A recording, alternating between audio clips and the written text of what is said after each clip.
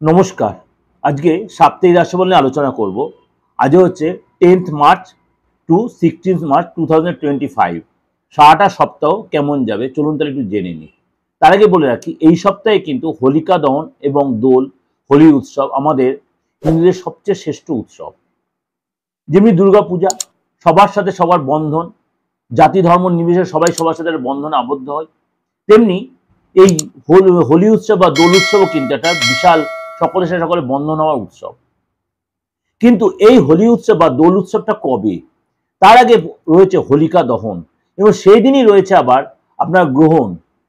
এবার সেইটা নিয়ে আপনাদের একটু ডিসকাশনটা আমি করে দিই যে এই গ্রহণ কখন বা কবে পড়ছে, বা গ্রহণ আমাদের ভারতবর্ষে দৃশ্যমান কিনা, কোন কোন দেশে দৃশ্যমান, সেগুলো আলোচনা করব। এমনকি এই গ্রহণ কিন্তু, এই চন্দ্রগ্রহণ কিন্তু এটা এই বছর প্রথম গ্রহণ, এটা এই বছর প্রথম গ্রহণ। চলুন তাহলে জেনে নিই। 13ই মার্চ হচ্ছে হোলিকা দহন, 13ই মার্চ হোলিকা দহন। এবার সময়টা 10টা 35 থেকে রাত 11টা 26 পর্যন্ত, সকাল 10টা 35 থেকে রাত 11টা 26 পর্যন্ত 13 তারিখ ভদ্রযোগ থাকবে, অর্থাৎ ভদ্রকাল থাকবে। এই সময় কিন্তু নেড়াপোড়া বা আপনার এই হোলিকা দহন করতে আমরা পারবো না। এই হোলিকা দহন এই সময় কিন্তু আমরা করবো না, অর্থাৎ আমরা কিন্তু সকাল 10টা 35 থেকে 11টা 26 পর্যন্ত যে ভদ্রযোগ রয়েছে এই সময় কিন্তু আমরা হোলিকা দহন করবো না। হোলিকা দহন তাহলে কখন করব আমরা? হোলিকা দহনের তার শুভ সময় হচ্ছে আপনার 11টা 27 থেকে, অর্থাৎ 13 তারিখই 11টা 27 থেকে 14ই মার্চ 12টা 30 পর্যন্ত, অর্থাৎ 64 মিনিট আপনি কিন্তু সময় পাচ্ছেন। এই 64 মিনিট মধ্যেই কিন্তু এটা কিন্তু শুভ মুহূর্ত, এই মধ্যেই কিন্তু আপনি হোলিকা দহন করার চেষ্টা করবেন। আপনারা যারা হোলিকা দহন বা ন্যাড়াপোড়া করেন এই সময়ের মধ্যেই করবেন। এবার বলি হোলির দিন। হোলির দিনটা কখন? এই দিনও কিন্তু চন্দ্রগ্রহণ পড়ছে, অর্থাৎ 14ই মার্চ কিন্তু আপনার হোলি উৎসব বা দোল উৎসব, বছরের প্রথম চন্দ্রগ্রহণ। সকাল 9টা 29 কিন্তু গ্রহণ লাগছে, দুপুর 3টে 29 পর্যন্ত গ্রহণ থাকবে। এটা কিন্তু ভারতবর্ষের দৃশ্যমান নয়, কিন্তু ভারতবাসীর লোকেদের ক্ষেত্রে কিন্তু এফেক্টেড। তাহলে আমরা কবে এই গ্রহণ হচ্ছে? এটা 14ই মার্চ কিন্তু গ্রহণ হচ্ছে। ভারতের দৃশ্যমান কোন কোন দেশের লোকেরা দেখতে পাবে? Europe, Africa, America, Australia, France, Japan, England, Germany, সবাই এরা দেখতে পাবে, কিন্তু ভারতবর্ষের দৃশ্যমান নয়, কিন্তু ভারতবর্ষের এফেক্ট থাকবে। সুতরাং আমরা 14ই মার্চ কিন্তু ভারতবাসীরা হোলি উৎসব পালন করবো বা দোল উৎসব পালন করবো। কিন্তু যারা ফরেনাররা রয়েছেন বা ফরেনে যারা হোলি উৎসব করবেন তারা কিন্তু 15ই মার্চ পালন করবেন, তারা কিন্তু 15ই মার্চ হোলি উৎসব পালন করবেন। অর্থাৎ গ্রহণে যেহেতু কোনো শুভ কাজ হয় না, আপনার 15ই মার্চ পালন করবেন, কিন্তু ভারতবাসীরা বা ভারতবর্ষের লোকেরা কিন্তু 14ই মার্চ হোলি উৎসব পালন করবেন। এইটা হচ্ছে আমাদের মেন মানে রাশিফল বলার আগে আপনাদের কাছে এইটুকু আমি আলোচনাটা করে দিলাম, কিন্তু এই সপ্তাহে এটা কিন্তু আমাদের মেন উৎসব।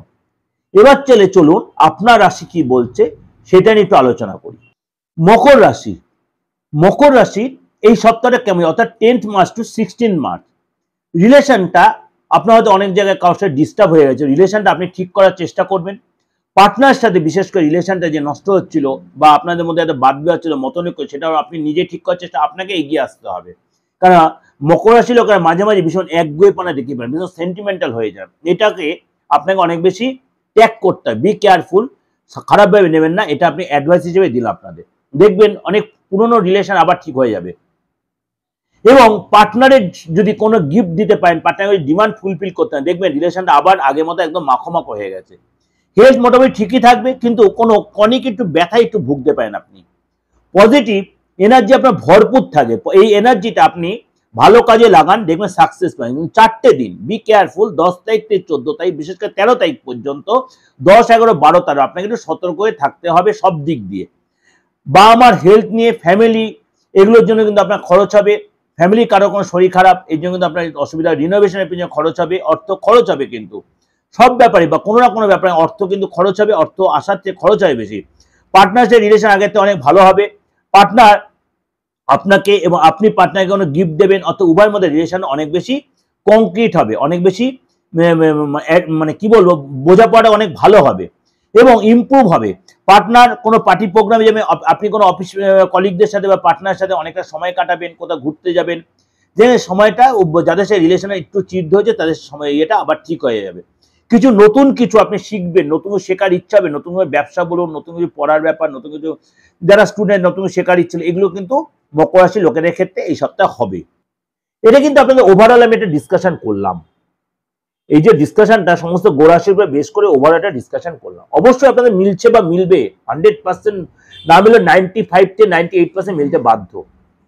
অবশ্যই আপনাদের ভালো লাগবে, ভালো লাগলে অবশ্যই লাইক করে সাবস্ক্রাইব করে নোটিফিকেশনটা অন করবেন, যতবার লোকেকে শেয়ার করে। একটাই রিকোয়েস্ট, যদি আমার সাথে যোগাযোগ করতে হয় 8910973325 9433960106 একটা ফোন করে বুকিং করে নেবেন।